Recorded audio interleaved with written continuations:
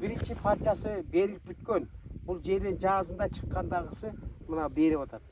Сыдыкбек мырза 60 сот хаянтка 3 жылдан бери дан куурайдын түрүн өстүрүп келет. Быйыл буга кошумча карагаттын көчөтүндө отургузуптур. Мында дан куурайдын маравелла түрү жакшы түшүм берип, көрүнүшү даамы жагынан да жагымдуу дейт. Ушул жылы терилген түшүм 2 тоннага барып калыптыр. Бул эми кеч күзгө чейин дагы да мөмө берерин айтат. Бул аябай жакшы сорт, түшүмдүүлүгү да мол. Если мындай эсептеп караганда гектарына бул 35 тонна берсе, а если тепличный вариант болсо 50 тоннага чейин берип турган сорт. Анан Кудайга шүгүр быйыл жакшынакай эле түшүм болду. Дагы дополнительно ежевика коштум. Ежевика 2 сорт, лохненс, анан натчес деген сорт. Анда 15 сотуктай бар буюрса, Кудайга шүгүр дейли, эмгек кылса бар болот экен. Бир образга кирип алып, иштесең ушунчалык удовольствие аласың да. Моорекин аралап жүргөн эле эмне деген удовольствие. Биякта аруларың учуп жүрөт, чымчыктарың жүрөт, баардык нерсе бар. Өзүнчө бир рахат да.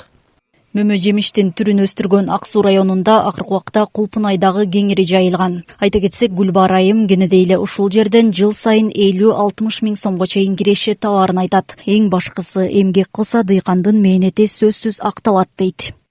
Айдап иштетсе болот экен. Азыр түшүмдүн аягын алып атабыз.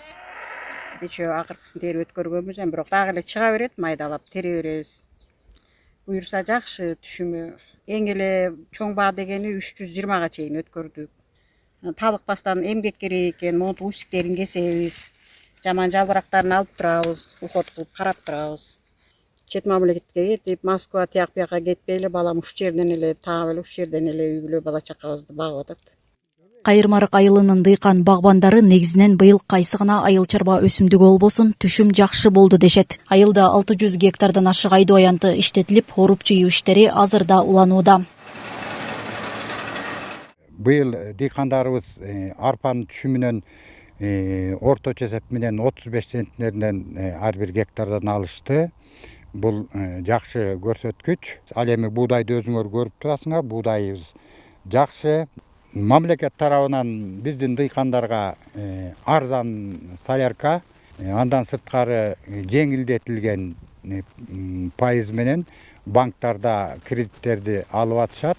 Белгилей кетсек, Ысык Көл облусу боюнча жалпы 184 миң гектардан ашык айдоо аянты болсо, быйыл анын 100 миң гектарга жакын жерине дан өсүмдүктөрү, ошондой эле 20 миң гектар аянтка картошка айдалган. Ал эми дуанда оруп жыйноо иштери учурда 35-40% аяктап калды. Айнура Достукбекова, Нурлан Чойбеков, Ысык Көл жаңылыктары.